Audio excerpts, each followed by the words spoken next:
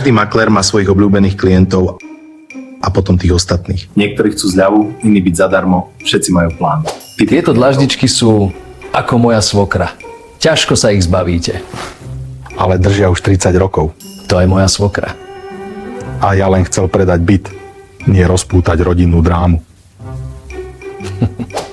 A keď zaplatím v hotovosti, dáte zľavu?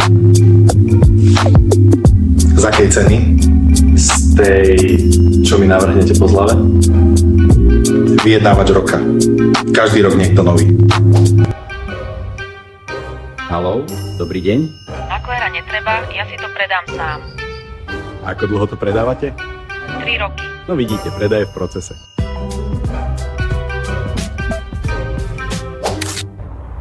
Tak čo, ozveme sa po víkende? Určite.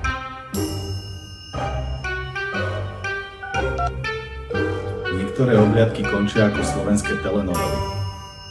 Bez pokračovania. Máte už hypotéku predschválenú? Jasné.